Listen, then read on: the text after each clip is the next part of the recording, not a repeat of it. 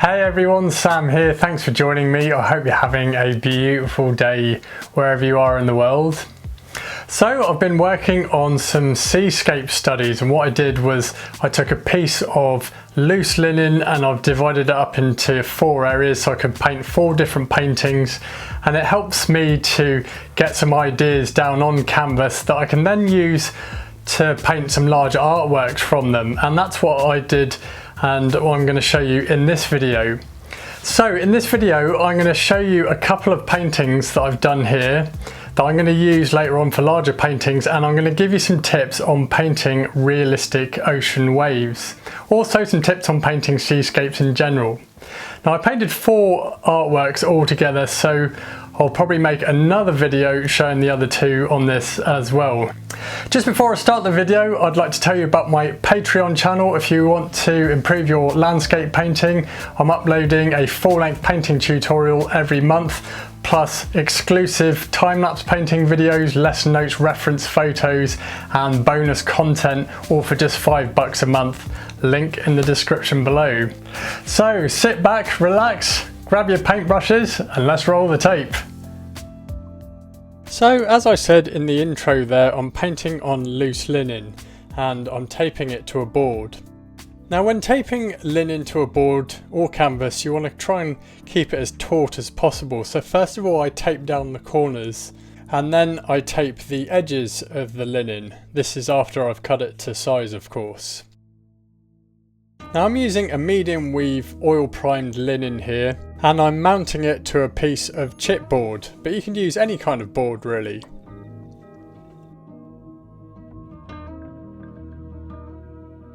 Now I've taped the corners in place, and as I said, making it as taut as possible, and this is where I start taping down the edges of the linen.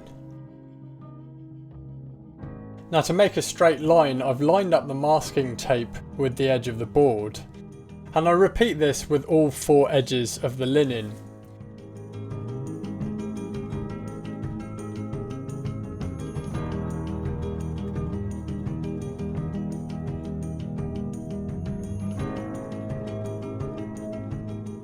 Next I subdivided the linen into 4 sections so that I could create 4 small artworks on it, and to get a rough size of the paintings that I wanted, I rested 4 of my plein air paintings on the canvas, as these all measure 6 inches by 8 inches, and then afterwards I just taped around them so that I could divide it up into 4 sections, create 4 paintings that are roughly 6 inches by 8 inches.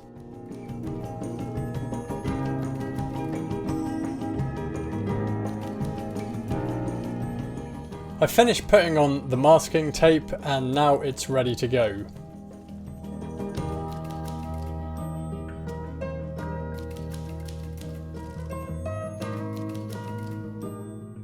So here's my canvas on my easel divided up into 4 sections, and I'm making a start on the first painting.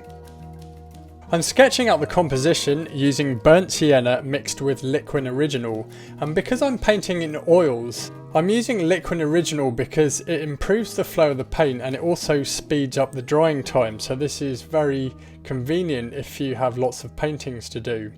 Very often your painting will be touch dry by the next day, but I normally leave it a couple of days to make sure that the painting is properly dry before I work on adding more layers. So with all of these paintings I spent about 3 or 4 sessions on each, starting off with the blocking in stage, which is what I'm doing here, and as I say, I've just sketched out the composition. The colours I use for seascapes and landscape paintings in general include titanium white, burnt sienna, yellow ochre, cadmium yellow, cadmium red, alizarin crimson, ultramarine blue, and phthalo green, and the brand of oil paint I'm using is Blue Ridge oils. These are really nice artist quality oil to use, and I absolutely love using these paints. And if you want to get your hands on some Blue Ridge oils, I've put a link to their website in the description box below. Now whenever I paint a landscape or a seascape, I always start off by identifying where my dark valleys and shadows are in the painting, because in the foreground we'll find our darkest darks, and our lightest light, but as landforms recede, darks are not as dark, and even lights can be a bit darker as well, and that's because the value scale narrows. Now apologies that I didn't show you any of the cloud painting footage there, but unfortunately my camera was out of focus, but it's alright now. So anyway, I've blocked in the clouds here already using a mix of ultramarine blue with a little burnt sienna, titanium white and some alizarin crimson. And for the rocks in the foreground, which is where the darkest shadows are in the painting, I'm again using ultramarine blue with burnt sienna. And then for the mid-ground rocks, just introducing a little bit of titanium white to make the value a tiny bit lighter, and a small amount of alizarin crimson as well.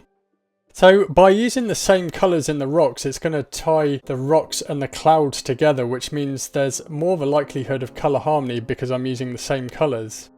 Now for the sea, the water in the foreground here, I'm again using the same colours, a mix of ultramarine blue, burnt sienna, titanium white and a little alizarin crimson. This is partly reflecting the sky and clouds above, which is why I'm using the same colours here.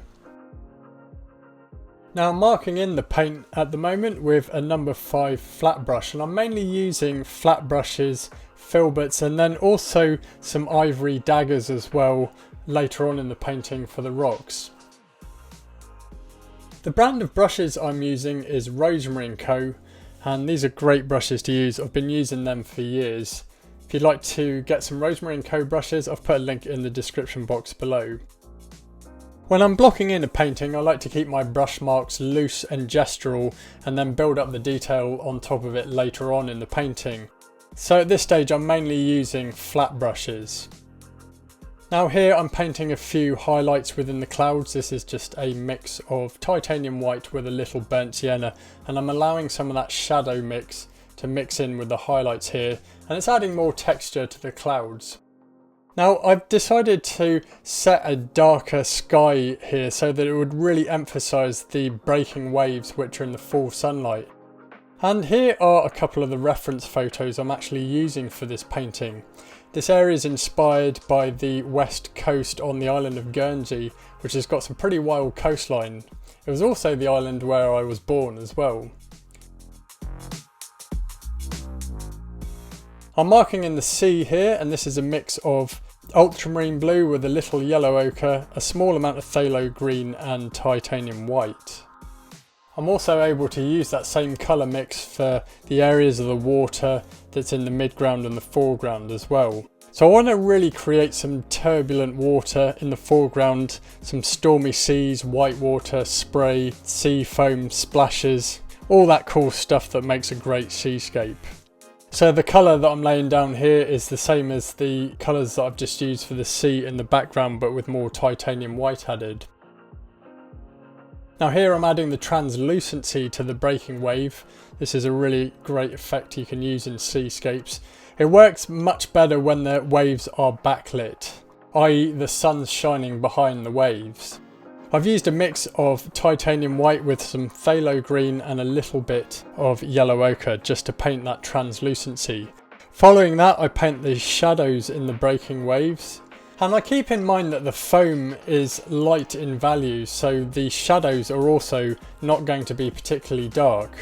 I've used a mix of ultramarine blue with a little bit of burnt sienna, titanium white and a small amount of alizarin crimson. Again, the same colours that I've used in the clouds here. So it's going to tie those zones together and create that colour harmony. For the rocks, again using the same colour combinations, but this time with more titanium white and burnt sienna in the mix, so it's got more of a brownish violet cast to it.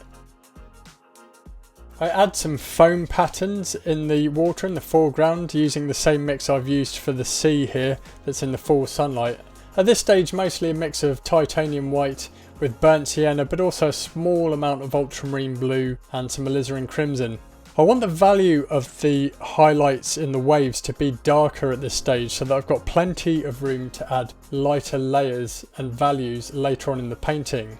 The white in the ocean is never white all the way through, it's just different shades and values, but I want to save my lightest values until right at the very end of the painting, and this is where I will be using pure titanium white. with a little yellow ochre to warm it up, and I'll be sparingly adding a few highlights, and that will really bring out the three-dimensional form of the water as well as adding impact in the painting. Now here I'm adding more details to the rocks, not going mad with the detail because it's in the blocking in stage here, and it's going to be easier to add more details to the rocks once it's dry. Now here was the second session I had on this painting. It was dry, and this is where I'm modelling the paint and starting to build up the detail, getting it all ready so that I can add those final details at the end that's really going to bring the painting to life. So what I'm doing here is adding highlights in the clouds and sky, making it look like some of that light's coming through, and painting some more highlights on the waves and white water here. So I'm using titanium white but still adding in a little bit of ultramarine blue, some burnt sienna and a small amount of alizarin crimson. As I said a moment ago, I don't want it completely white just yet. I want to save those final highlights right until the very end. So I'm just building up the form of the waves and the white water. Here I'm adding some foam patterns as well in the foreground, and that's actually going to help lead the eye towards the main focal area, which of course is the breaking wave and that translucent water in there. Now I'll do some more work on that breaking wave, making the value lighter and really emphasising the translucency of the water, because that's really what's going to bring the impact in a seascape painting such as this one. Now if you can get the translucency to look right, it can be a really awesome effect, and I've had many people commenting on my seascape saying, how do you paint that translucency? Well, it's not that hard to do at all, but it is a great effect that you can use in a seascape. I'm also using that same mix to paint in some of the water that's in the foreground as well, so that it's tying all the zones together. And then I do some more work on the lower section of the wave where I'm adding darker values of water here. And this is a mix of ultramarine blue with some phthalo green, a little yellow ochre and titanium white. Now really throughout this painting I'm not actually using that many colour combinations. It's more that I'm using similar colour combinations but in varying amounts to get the different colours and values that I want in the painting. Now I can't remember if I said this earlier, but value refers to how light or dark a subject is, and I think it's more important than getting the colours right. If you get your values right, that's how you create the three-dimensional atmospheric depth that you want in your painting and making landforms look like they're in the distance. And it's just as applicable and important in seascape paintings as well. Now here I'm really getting into some modelling phases in the painting, working on those rocks, building up the form and shapes of them. Painting in the areas that are in the full sunlight and the halftones as well. There's also, because those rocks are wet, some reflected light from the surface as well, so it's reflecting the sky and clouds. These rocks are wet and they're a similar value to the sky, and again I've used the same colours as I've used in the sky, a mix of ultramarine blue, burnt sienna, alizarin crimson and titanium white, but I've gone heavier on the ultramarine blue and alizarin crimson. Now for these rocks, and at this point in the painting, because I'm getting into more details, I've been using these ivory dagger brushes, and they're a synthetic brush so you can get some much finer, more accurate marks with them. Especially with the broad angled edge of the brush, you can get some razor sharp marks with them. You can also use the tip of the brush for painting things like highlights and really fine detail, so this is an excellent brush to use for painting rocks. Here I'm using a round brush to paint some foam patterns in the breaking wave. And foam patterns not only create more drama in your seascape, but they help to communicate that barreling wave.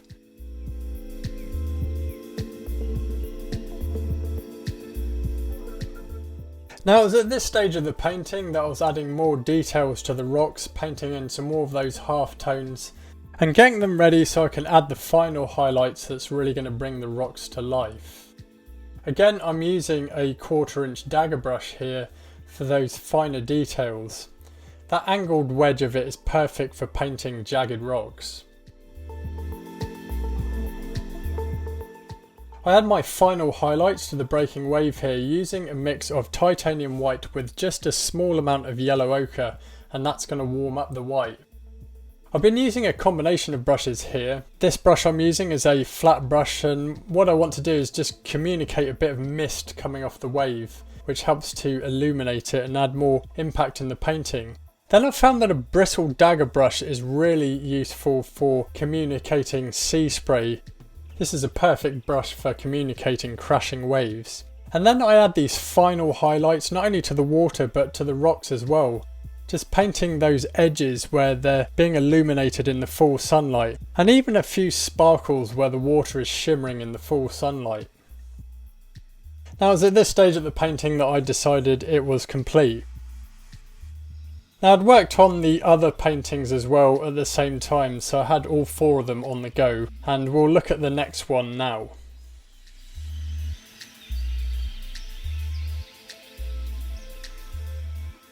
Now as you can see here, at the time I recorded this part of the painting I just blocked in the first one that we've just seen. And now I was blocking in the second painting, sketching out the composition, again using a number 1 round brush, some burnt sienna mixed with liquid original, just sketching out the main forms within the painting so that I've got an easy framework to start marking in the colours. This painting is inspired by the Central Coast area of Australia, and this is one of the reference photos that I used. Now just like with the first painting, the first thing I think about is where are all the dark values and shadows in the landscape that I'm painting. And the first thing I do is I start painting in those cloud shadows, again using the same colours I used in the first painting. So this is a mix of ultramarine blue, some burnt sienna, titanium white and a little alizarin crimson. And these are just excellent colours to use for clouds. Now here I've added a bit more titanium white in the mix just to create some different textures within the clouds, and I wanted to communicate some stormy clouds that are in the distance. I'm marking in the paint with a number 5 flat brush as I want to communicate some loose gestural brush marks to create a painterly artwork. The darkest values in this scene are again in the rocks in the foreground, and I've used a mix of ultramarine blue and burnt sienna at this stage of the painting because I want to paint in those occlusion shadows, which is where the darkest shadows are in the rocks, and then I can layer in some lighter colours in just a moment and paint some of the reflected light that's in the scene, so that will be light that's reflected from the surrounding area, especially the water. Now I've also mixed in a small amount of titanium white and some alizarin crimson into my existing mix, but making sure that those rocks have a blue cast to them. I paint some highlights on the clouds here with titanium white mixed with some burnt sienna, and I allow the shadow mix to mix in with that as well. So it's the same colours that I used during the first painting as well, and because I've used these colours in the clouds as well as in the rocks, it's going to tie those two zones together, so we're going to help create colour harmony within the painting. And we can do this by using common colours throughout. I'm able to use my cloud highlight mix to start painting the waves that are breaking in the foreground. So the areas of the white water where that main barreling wave is, and the white water that's in the foreground where there's a lot of foam and choppy water. I paint the sky with a mix of ultramarine blue, a little phthalo green and titanium white. For the sea I used the same colours that I used during the first painting, and this was a mix of ultramarine blue with some yellow ochre, some phthalo green and titanium white. Now this seascape is different to the first seascape that I painted because the light is facing it, so the wave is in the full sunlight, and these are a bit more tricky to paint.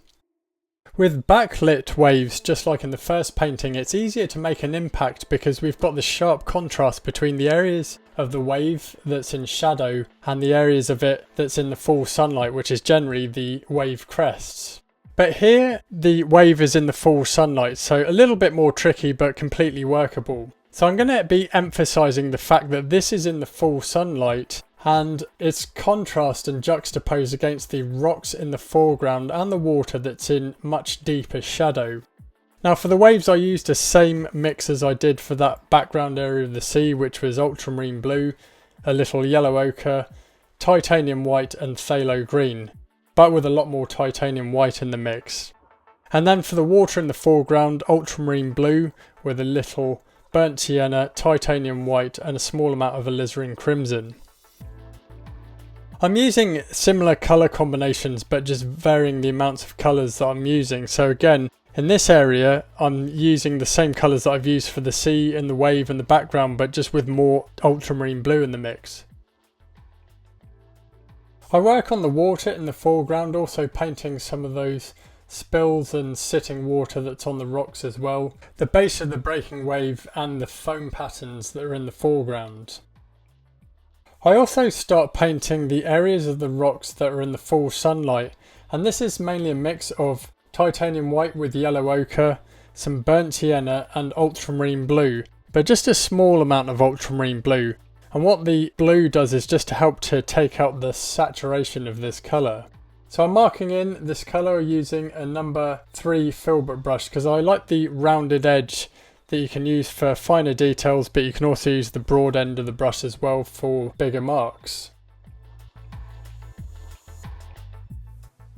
Once I'd marked in the main areas of the painting, I then just went back over it and restated the dark values.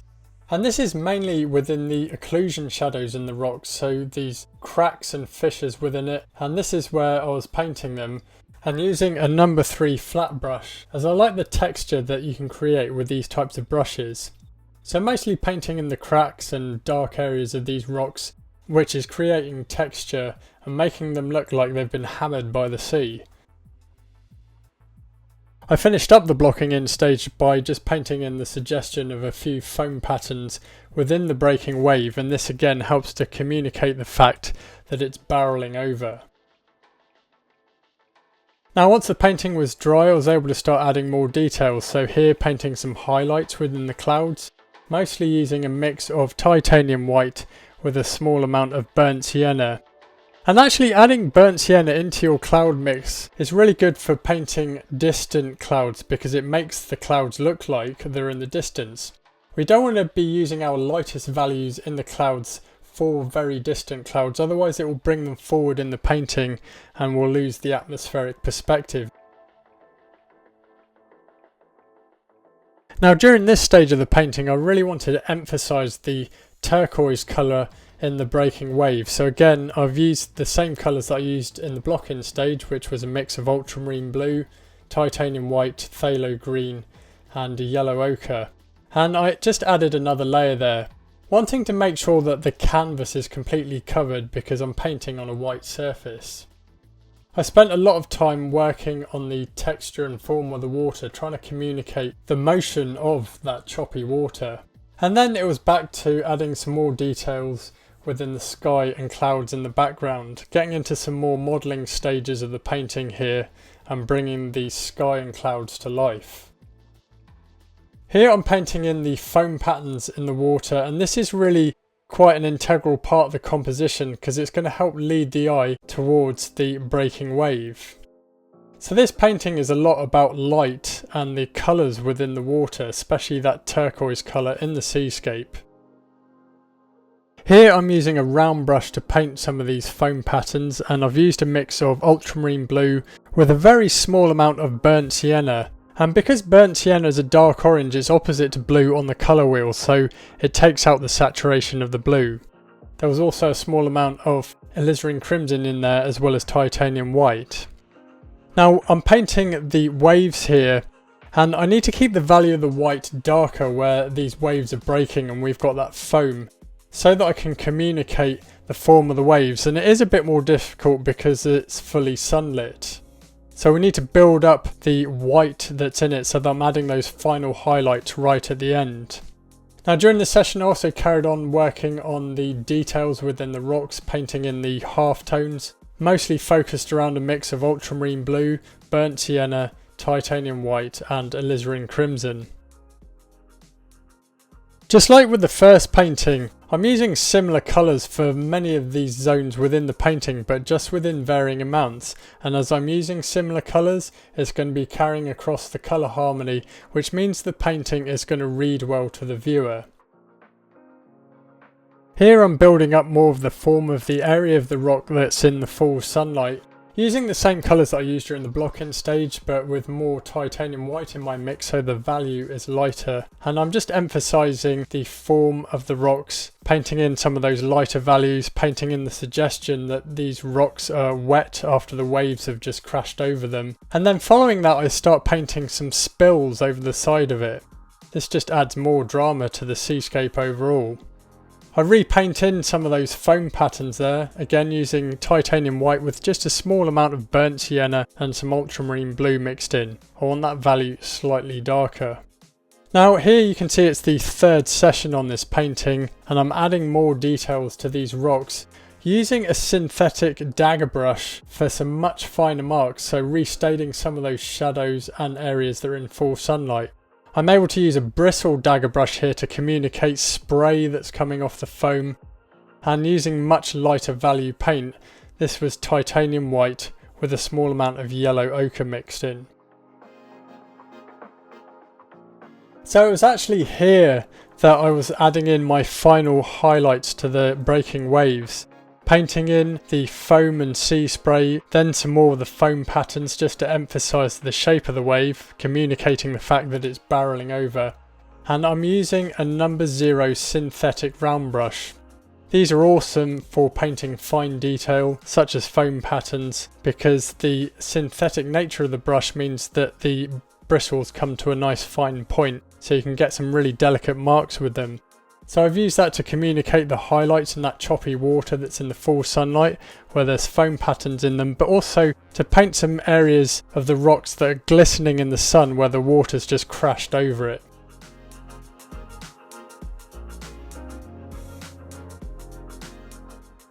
Lastly, I just paint a few highlights within the shadow areas of the water in those foam patterns, painting some reflected light, and that helps to communicate the form of the water, making it look much more three-dimensional. So at this stage these two paintings were finished, and I'll just show you the top two after I've peeled off the masking tape. But I'll show you the other two paintings in part 2 of this video, and also show you where I take the masking tape off at the very end. I really enjoyed painting these little seascape studies, and no doubt I'll do some bigger paintings of them as well in the coming weeks and months.